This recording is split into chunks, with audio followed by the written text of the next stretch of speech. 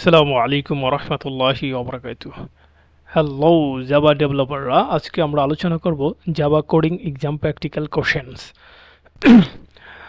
অর্থাৎ ইন্টারভিউতে বেশিরভাগে মানে প্র্যাকটিক্যাল কিছু কোশ্চেন করা হয়, যেগুলো আমরা প্রায় পরীক্ষায় দেখি আসে প্র্যাকটিক্যাল কোশ্চেনগুলো।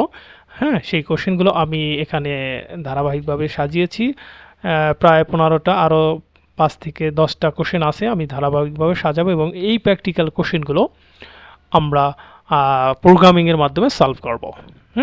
তাহলে প্রথম কোশ্চেনটা আমরা দেখি। বলা হয়েছে যে রাইট এ জাভা প্রোগ্রাম, মানে একটা জাভা প্রোগ্রাম লেখো টু রিভার্স করো। রিভার্স মানে উল্টানো, হ্যাঁ, উল্টানো, ঘুরাই দেওয়া। হ্যাঁ, স্ট্রিং মানে এই আগেরটা পরে এটা হয়, মানে এস এর জায়গায় জি এবং জির জায়গায় এস, এভাবে উল্টানো, এটাকে বলে রিভার্স। ওকে, তা রিভার্স করতে বলা হয়েছে একটা স্ট্রিংকে without using string inbuilt function. তাহলে বলছে যে স্ট্রিং ইনবিল্ট যে ফাংশন রয়েছে সেই ফাংশনগুলো ব্যবহার করা ছাড়া। তাই চলো আমরা জানি যে স্ট্রিং এর কিছু ইনবিল্ট ফাংশন রয়েছে, যেমন স্ট্রিং বাফার, এখানে কিছু বিল্ডিং ফাংশন রয়েছে, ওটার মাধ্যমে সহজে আমরা রিভার্স করতে পারি। হ্যাঁ, তাহলে চলো আজকে আমরা প্র্যাকটিক্যাল দেখব। আমি এখানে একটা প্যাকেজ তৈরি করে নিই। প্যাকেজের নাম আমরা দিই কোডিং টেস্ট। হ্যাঁ, কোডিং এক্সাম প্যাকেজ লিখে কোডিং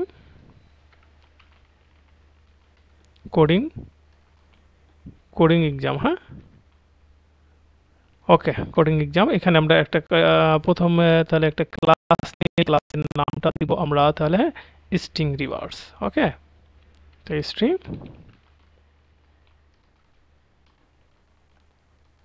রিভার্স।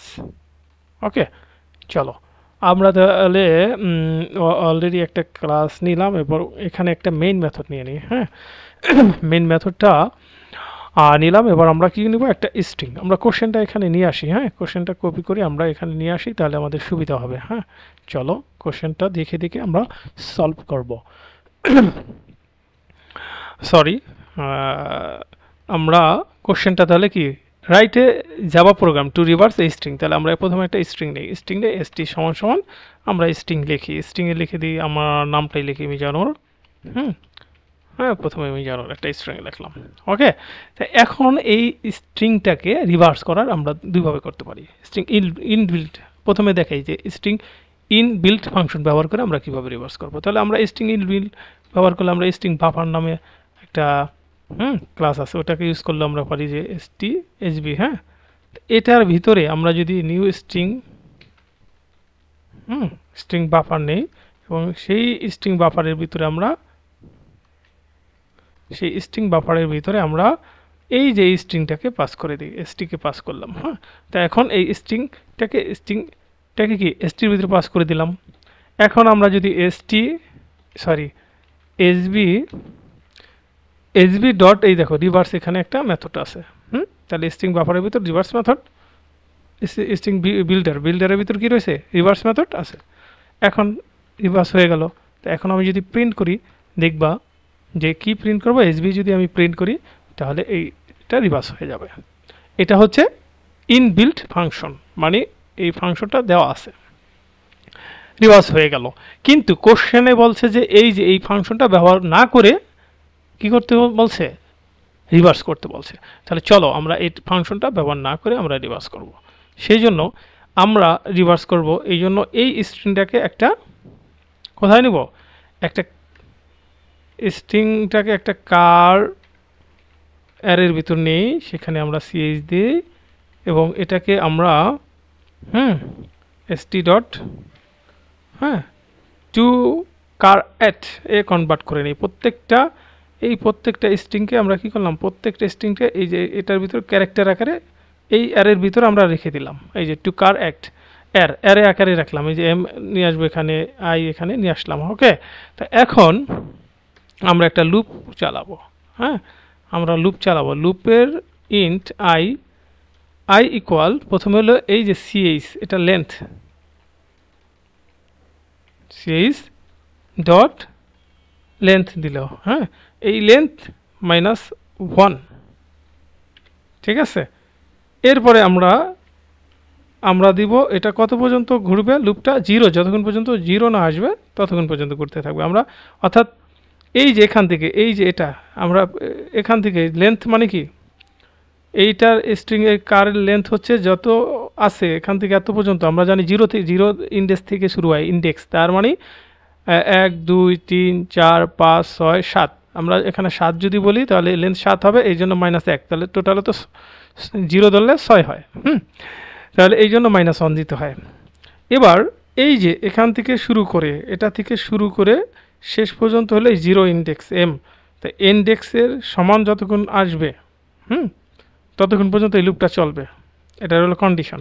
এবার আমরা মাইনাস মাইনাস করে দেবো, যেহেতু আমরা কি করব বিপরীত দিকে প্রিন্ট করব, কেমন? তাই আমরা প্রিন্ট করব, এখন আমরা প্রিন্ট করি, তাহলে দেখো তা আমাদের প্রিন্ট করার সময় আমরা এই যে প্রিন্ট এলএন দিলে প্রত্যেকটা স্ট্রিং আলাদা আলাদা প্রিন্ট হবে। আর আমি একটু দেখাই প্রিন্ট করে, তারপরে কি আমরা দিব এই স্ট্রিং কারের ভিতর আমরা পাস করে দিব আই।